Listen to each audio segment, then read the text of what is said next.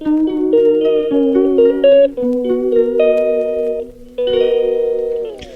Morning বন্ধুরা, SR ব্লগে সবাইকে স্বাগত জানিয়ে আজকের ব্লগটা শুরু করছি। আর আজকে হচ্ছে সোমবার 25 তারিখ। আর সকাল সকাল একটু টিফিনে পরোটা বানিয়ে নিচ্ছি। বাচ্চারা স্কুলে যাবে না, স্কুলে গরমের ছুটি পড়েছে, ওই জন্য করে বাচ্চাদের জন্য একটু পরোটা বানিয়েছি আর একটু আলুর তরকারি বানিয়েছি। আর ওদের জন্য খাবারটা বানিয়েছি, এই যে দিয়ে দেব, ওদের সবাইকেই খাবারটা দিয়ে দেবো। এখনও বানাতে বাকি রয়েছে, এটাই লাস্ট, বেশি একটা বানাইনি, ওদের কয়জনের জন্য বানিয়েছি।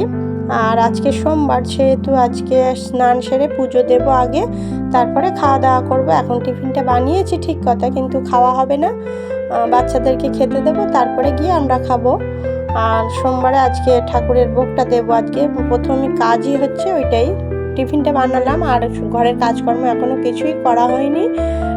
ঘর টর ঝাড়ু দেবো, বিছানা তুলবো, সমস্ত কাজই পড়ে রয়েছে, সেইগুলো করে নিয়ে ঘর টর মুছে নেব। নেওয়ার পরে স্নান সেরে আগে পুজো দেবো। আর দেখো বন্ধুরা, পুজোটা দেয়া কমপ্লিট হয়ে গেছে আমার। আর আজকে গাছে অনেক পরিমাণে ফুল হয়েছে। এখন প্রত্যেকটা দিন অনেক করে ফুল পাওয়া যায়, কেননা যেহেতু গরমের সিজন, আর জবা ফুলগুলো অনেক হয়, আর সাদা সাদা যে টগর ফুলগুলো ওইগুলোও অনেক ফোটে, আর যে পাহাড়ি ধুতরা ওগুলোও অনেকটা ফোটে। পুজো দিতে খুবই ভালো লাগে। আর দেখো, পুজো দেওয়ার পরে আমি রান্নার জোগাড়টা করে নিয়েছি। আজকে করব সয়াবিন আলুর তরকারি, আর করব বটবটি আলু ভাজা, আর কাঁকরোল ভাজা, আর টক, এই কটাই রান্না করব। দেখো তাহলে রান্নাটা ঝপঝপ করে বসিয়ে দিই। এই যে রান্নাটা বসিয়ে দিয়েছি, আর কাঁকরোলটাও ভাজা হয়ে গেছে, আর টকটাও হয়ে গেছে, আর এই যে সয়াবিনের ঝোলটা ফুটছে, ওইটাই হয়ে গেলেই হয়ে যাবে, সবাইকে খেতে দিয়ে দেবো। আমিও বাড়িতে রয়েছি আজকে।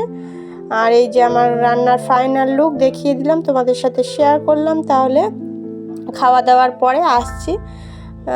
দেখো আর কিছু কাজ রয়েছে।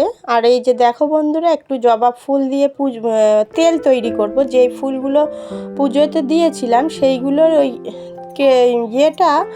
সেইটা ছাড়িয়ে নিয়েছি, পুরো শুধু পাপড়িগুলো রেখেছি, ওইগুলো একটু শুকিয়ে নিয়েছি হালকা করে, মানে যেই বাসি ফুলটা হয় সেই বাসি ফুলটা দিয়ে একটু তেল তৈরি করব মাথার জন্য। মেথি নিয়েছি, আর এই তেলটা আছে আমার কাছে, পিওর যে অয়েলটা হয় ওটা নেই, এইটা আছে, এটা দিয়েই করব। পিওর তেলটা দিয়ে করলে বেশি ভালো হয়, কিন্তু পিওর তেলটা তো নেই, এই জন্য এই যে অয়েলটা রয়েছে এই অয়েলটা দিয়েই করব। মেথি দেব, একটু পেঁয়াজের রস দিলে ভালো হতো, কিন্তু আজকে যেহেতু সোমবার, পেঁয়াজ কাটাকুটিও হবে না আর পেঁয়াজটা দেওয়াও হবে না, ওই জন্য করে মনে করছি তেলটা তৈরি করে রাখি, আর তারপরে গিয়ে যদি কোনো দিন মনে হয় পেঁয়াজটা রস বের করে ওর সাথে জাল দিয়ে নিলেই হয়ে যাবে। প্রথমে মেথিটা দিয়ে দিলাম, আর তারপরে করে ফুলের পাপড়িগুলো দিয়ে দিয়েছি। হালকা একটু ফুটে উঠলেই নামিয়ে মানে বন্ধ করে রেখে দেবো। তারপরে ঠান্ডা হলে বিকেলবেলার দিকে ওইটা পাপড়িগুলো একটু সরিয়ে রেখে ওই মেথিটা আর তেলটা বোতলে ভরে রাখবো। ওইটাই সব সময় ব্যবহার করব, ওই তেলটাই সাধারণত ব্যবহার করি।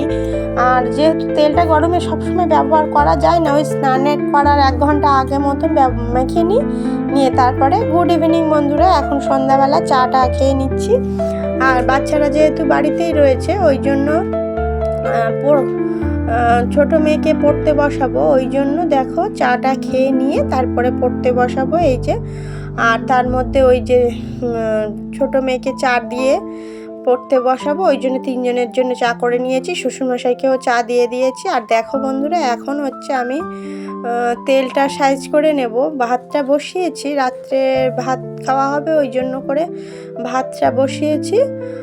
আর এই তার মধ্যে আমি এই যে তেলটা পাপড়িগুলো উপরের দিকে সরিয়ে রেখেছিলাম আগেই, দুপুরবেলায় গরম গরম অবস্থায় পাপড়িগুলো উপরে একটু চাপিয়ে রেখেছিলাম, আর সেই মেথিটা আর তেলটা বোতলের মধ্যে ভরে নিয়েছি। এখন আমার এই তেলটা রেডি হয়ে গেছে।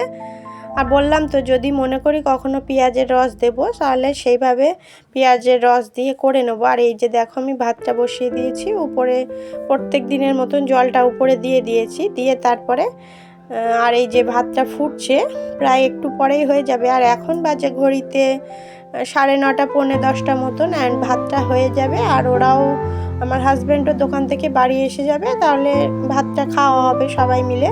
তাহলে বন্ধুরা, ভিডিওটি এই পর্যন্তই। ভালো লাগলে লাইক, কমেন্ট, শেয়ার করবেন, সাবস্ক্রাইব করবেন। Tata, good night.